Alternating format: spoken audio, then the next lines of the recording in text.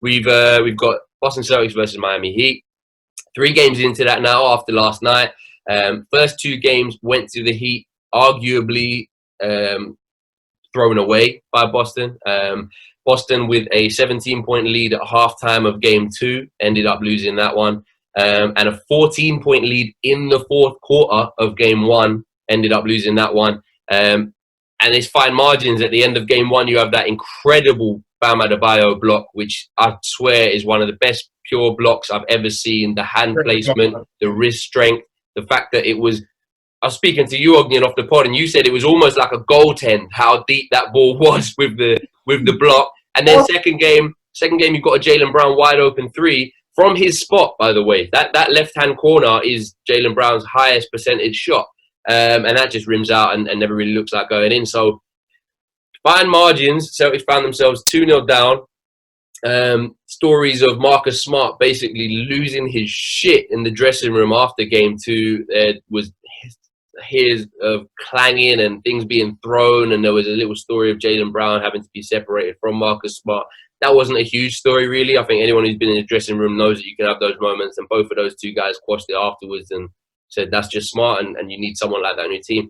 Quite encouraging, to be honest, to have seen that reaction after that game 2. And then game 3, Celtics have come back really strong and got the win that their play deserved in the first 2 games. GT, I know you were watching this one quite intently in the first 2 games. Where were Miami making things so difficult for Boston? Because it was almost like a game of 2 halves both times. And Boston in the second half just struggled to deal with what Miami was switching into in terms of playing almost exclusively zone defense, really limiting Kemba. Tatum, I'd say, being forced to take crap shots, especially in the fourth quarter. What have Miami done so well? Well, I feel like this whole series is just about Boston. I feel like if Boston just do what they can do, there's nothing that he can do about it.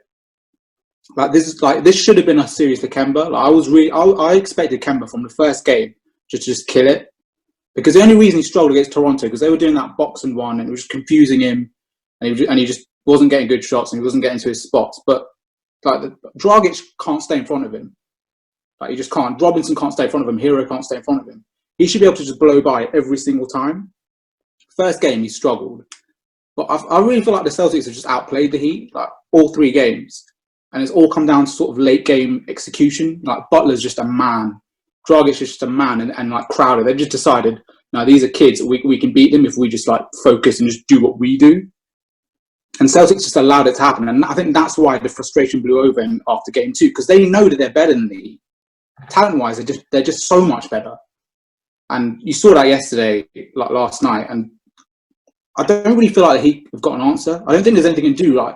You can't expect Hero to literally just be a hero and just shoot crazy threes that aren't really open. Well, last night I think he was superhero in his shooting, in that he got 4 out of his 5 back to back or something like that. It was insane. To even that's what they have to rely on. That's what they have to rely on. They have to rely on Robertson going crazy and Hero going crazy, because otherwise they just can't live with it. Crowder hitting like he was Klay Thompson. That's not a reliable strategy. We've seen his whole career. That's not who he is. Apparently it is now, because he's had a good year of it. I mean, and I think your point there about the age thing, I know it sounds so simplistic, but Jaylen Brown, Jason Tatum are nowhere near their peak of experience. Maybe their skill set won't change massively, but just Jimmy Butler has been through a lot in his career, can manage and lead a team. Kemba, for all of being a vet, this is his second postseason, and the first one he was just there for a laugh, with Charlotte, just this is a good bit of crack.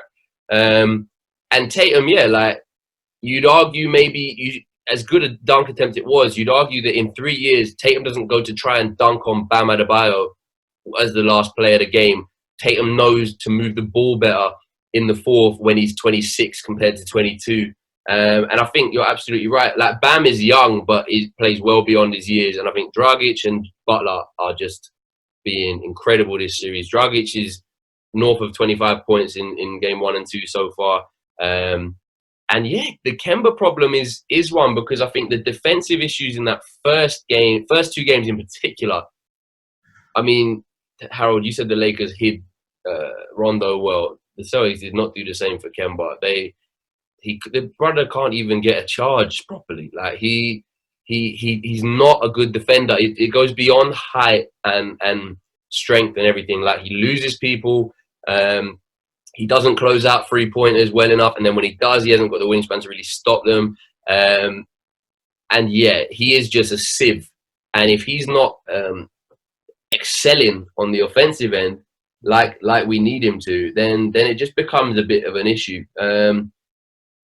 Yeah, I mean, we again talking about experience, we got very lucky with Hayward as well. Like it doesn't surprise me. I said to Harold, I said to Sai, on our preview that if Hayward isn't back before game 2, we've got a problem. Luckily, he's come back game 3. His shot was off 2 of 7 last night, but he played 30 minutes. So, and then with a little break before the next game, you hope he can kind of stay fresh. But he made a ridiculous difference. Number one, I don't have to see Shemi fucking Ojeley's face on the court, bruv, in a playoff game. Yeah, bruv. My God, that was nice. But number two, like he is, people called him a zone breaker, and it is because he makes the right play every time. Like his passing is crisp. He can read the floor very well. He's a good size to defend most of the Heat's matchups, to be honest.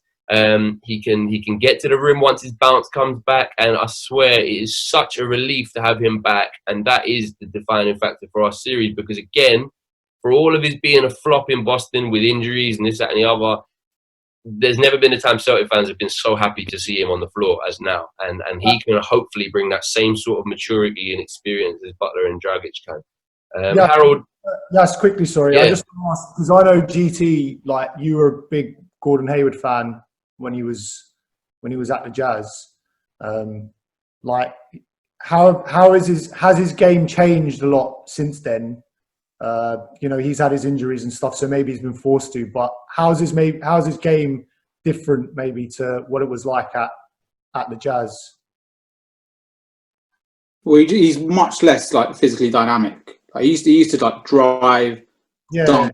Like, he was like a real threat, sort of just going to the basket. Now he's slow. He picks it apart. He plays like a 34-year-old like veteran point guard, but he's good. He breaks down the defenses. Like he uses the shot clock. He gets his guys good shots. Like he's really good. Like he's overpaid and all of that. He doesn't can't really help that now. But yeah, he's a massive sort of facilitator, and that sort of. I guess is he a tertiary ball handler? Maybe he's a secondary. It's a weird one, yeah, because I'd go as far as saying he is secondary when he's on the floor. I think Smart has proven his worth as a ball handler really well. I think he's underrated in that regard. To be honest, again, making it this Kemba series, we had a lot of our success last night when Kemba was playing off ball, and Kemba was out in the corner, and Kemba was doing little cuts to move people away, because he is still a threat and you have to respect his shot and everything like that. And I think he was about 50% from 3 last night. But yeah, I think Hayward, without that dynamism, especially, let's not forget, the guy, apart from that ankle break, he's just come back off an ankle sprain. So we can't be expecting him to do what he would have done 3 years ago. But we're very, very lucky that he's as versatile as he is, because he still does have a lot of value, not 34 million worth of value, but again, the contract is the contract. And yeah, I think him taking the ball definitely allows Tatum to free up a little bit. Tatum his passing's really improved this postseason, especially against Toronto, but we saw with Tatum as the primary ball handler in clutch minutes in this series, it's just been a bit of a disaster, and he's been indecisive, and he's buckled and slipped and fucked up. But again, as much as that's the good thing for the Celtics, even last night, there was a 20-point lead that after a flagrant one from Jaylen Brown turned into 6 points with a Miami possession with about a minute and a half left. What is it that is throwing these leads away? Is it the Celtics' immaturity? Is it just Miami's culture? Is it Brad Stevens? Is it exhaustion because we only have 6 guys? What is it, Harold? What would you put down to the way the Celtics keep letting these leads slip in this series? I do think a bit of an experience does come into that. And how we're saying that a lot of the Celtics guys are younger. However, I need to give a lot more credit to the Miami Heat. They are designed just because GT said it earlier that it's very similar to the Toronto series I felt so far. Celtics are outplaying these guys. Like, they are outplaying them in the game of basketball. But when it matters, they know what difference they need to make. So they'll stay in and around the game where possible. Probably not too dissimilar from Denver in the last 3 games against Clippers. And they're like, okay, you know what? I'm going to be the difference in the fourth quarter. All I need to do is make sure we're in and around the points total. I'm going to step up when necessary. And Butler said it at one timeout. I think the reporter was like, I'm going to focus. And that's why you see his points total. He doesn't give a damn about it. Somebody doesn't give a damn about his haircut. So you can see him. He'll be like, oh, I'm going to wait for the rest of my team to get hot. And then the fourth quarter, when necessary, I'll take over and I'll do what I need to do. So that's their mentality. They're like, I couldn't care less about my points total. I couldn't care less about my field goal percentage. We're going to get the W anyway, how? Whether it's me, whether it's Dragic, whether it's Hero, whether it's Bam, we're going to get the 3 points. We're going to get the win, in short. So I think they have that mentality in them, and it's inspired by Spo, and it's instilled on the court by Butler. Butler is the coach on the court, and I think it's infectious energy to be around. And I think that they just show up when necessary in the fourth quarter. A lot of credit needs to be given to Miami, I feel. Absolutely. GT, Harold, you weren't on the preview, and Ogden, you weren't on the preview pod. Having watched these 3 games, I was Celtics in 7. I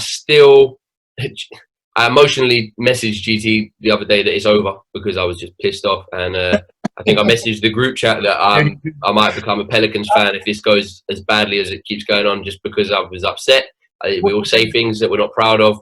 I'm not going to do a Janine and run at the first sight of trouble. But I still think it's going deep. I think the next game, obviously, if it does go 3-1, okay, and we've given the advantage away, which is a problem. But it's a better team against a team ahead, and so I think now 2-1, it's a really interesting balance in terms of who does get the next game. It's probably in the driving seat, I'd say. But where do you guys sort of see this one going? So, Ogden, we'll start with you.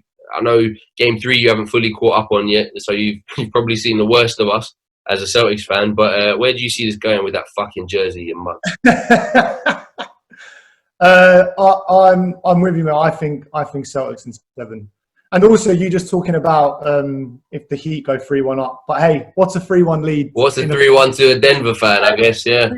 3-1's the most dangerous scoreline in the NBA playoffs this year, mate. So I wouldn't worry too much about that. But the bits I have seen, Celtics do look good, and I think Celtics come through on that. And just quickly, although I'm a Denver fan, it would be amazing to have a Celtics Lakers final, NBA finals again, to add to all the ones that we have seen throughout history. So I am, despite the confusion of having Jokic background, a Heat jersey on just to piss you off, I'm saying Celtics in 7. Well, I think Adam Silver quite likes that idea as well, which might explain some of the officiating in Denver Lakers last night. I didn't say anything about that, but maybe. Harold, you are essentially the establishment, I feel like, as a Lakers and Liverpool fan. So do you want this establishment final of Celtics LA as well? Company, man. It would be nice just for the old ages. However, as long as I'm fine with whoever, I mean, whoever it needs to be, we'll sweep either of you, to be honest. I mean, life is good. Who do you see as the most likely Eastern Conference representative based off these games? So I haven't actually seen Game 3, but the way you're speaking of Gordon Hayward is quite high in regard. So I think I will take some stock into that. It's all about how you're making changes. However, I can see this series going 2-2 now, and I can't lie to you. I think Celtics might have the edge. I think that bust up in the dressing room might be the difference. Like, it's not a surprise that they have a bust up in the changing room, and all Jaylen Brown, Jason Tatum, Kemba, and Marcus Smart all go for +20. It's not a surprise. Like, I haven't seen that at all this series. They're clearly playing with a newfound vim, if you call it. So, yeah, man, I'm gonna stick with my prediction because I think there's some take integrity they need to have. I initially said Miami in 6. I mean, listen, I think this next game decides it. I think that 3-1 and it could very much be Miami in 6. It's a tough one to call, but But if you're sticking with that, that's cool. I think you've just reminded me of something in mentioning Jaylen Brown, to be honest, before we get to you, GT. And GT, you might have an opinion on this as well. Miami's zone was a problem.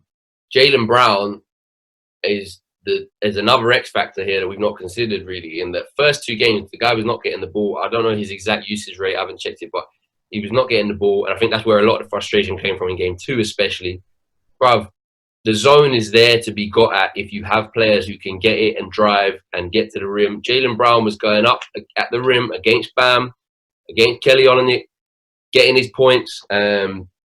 And it was a huge factor for us. So Jaylen Brown, I have put it on the Twitter, but it was 11 of 17, 64%, 65% from the field.